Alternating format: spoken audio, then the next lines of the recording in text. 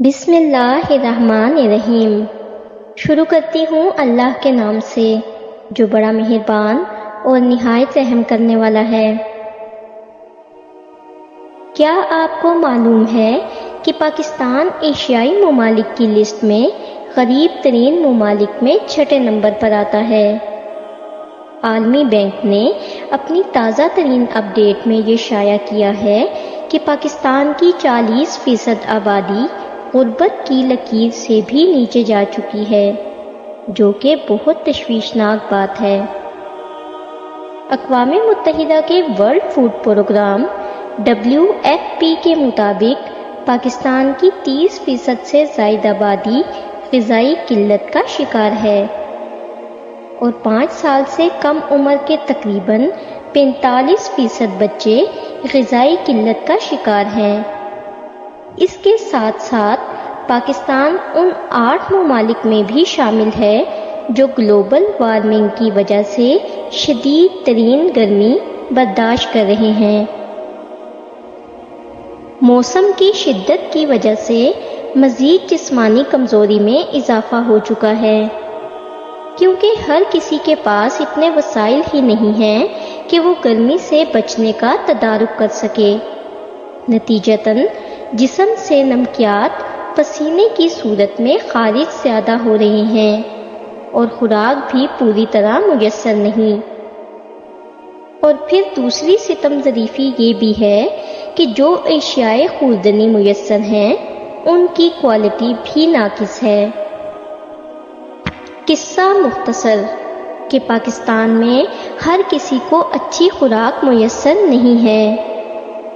دوسری طرف پاکستان کی کچھ فیصد آبادی کے پاس بے پناہ دولت ہے۔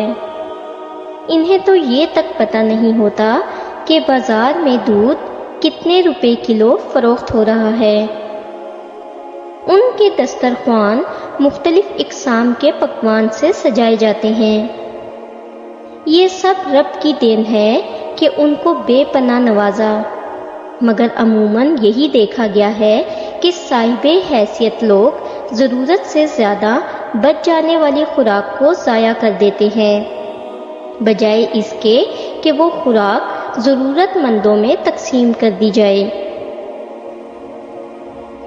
آپ میں سے ہر کسی نے کبھی نہ کبھی کسی بھوکے کو کھانا تو کھلایا ہی ہوگا، جس سے آپ کو دلی خوشی محسوس ہوئی ہوگی۔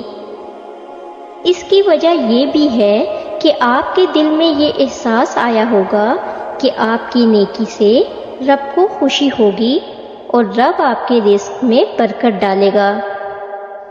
حضرت سیدنا عبداللہ بن عمر بن عاص رضی اللہ تعالی عنہ فرماتے ہیں کہ ایک شخص نے حضور صلی اللہ علیہ وآلہ وسلم سے پوچھا، اسلام کا سب سے بہترین عمل کون سا ہے؟ آپ صلی اللہ علیہ وآلہ وسلم نے فرمایا، بھوکے کو کھانا کھلانا اور ہر مسلمان کو سلام کرنا، خواہ تم اسے جانتے ہو یا نہ جانتے ہو۔ بخاری کتاب الایمان۔ اس فرمان کو بیان کرنے کا مقصد صرف اتنا ہے کہ صاحب حیثیت لوگ جن کو اللہ نے ان کی ضرورت سے بھی زیادہ عطا کیا ہے، غریبوں مسکینوں کا بھی خیال رکھا کریں۔ اس سے بھی ان کے مال و دولت میں کبھی کمی نہ ہوگی، کیونکہ اللہ کی خوشنودی کے لیے اللہ کی مخلوق پر خرچ کرو گے تو اللہ کئی گناہ بڑھا کر دے گا۔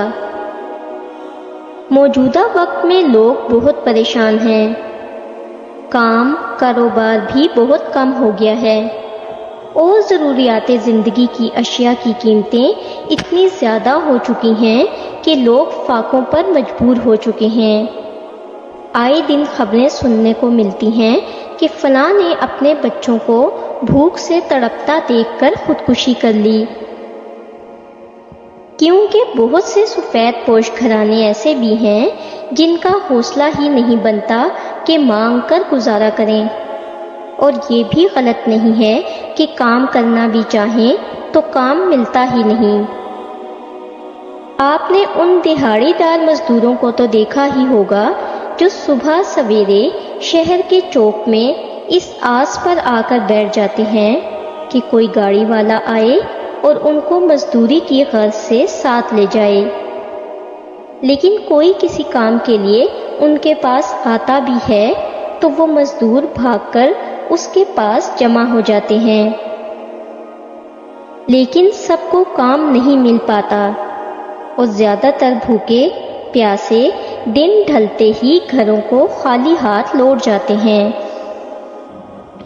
حالیہ دور میں گداگری میں حیران کن اضافہ دیکھنے کو آیا ہے، کیونکہ کون اپنے بچوں اور گھر والوں کو بھوکا دیکھ سکتا ہے، اور لوگ ہاتھ پھیلانے پر مجبور ہو چکے ہیں۔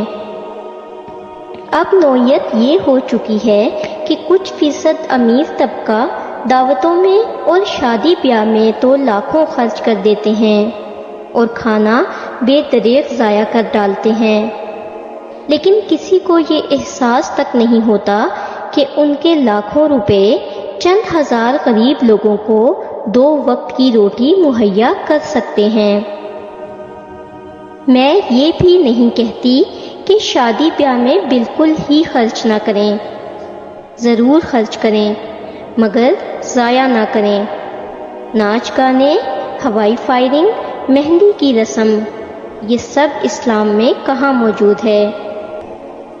اللہ تعالیٰ فرماتا ہے کہ صدقہ ایسے کرو کہ ایک ہاتھ سے دو تو دوسرے ہاتھ کو بھی پتہ نہ چلے۔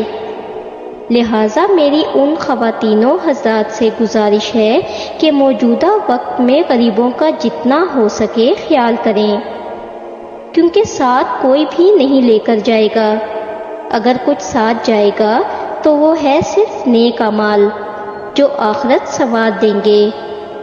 اگر آپ کو ہماری ویڈیوز اچھی لگتی ہیں اور آپ نے ابھی تک ہمارا چینل سبسکرائب نہیں کیا تو برائے مہربانی چینل کو سبسکرائب کر دیں اور ویڈیو کو لائک کر دیں۔ شکریہ۔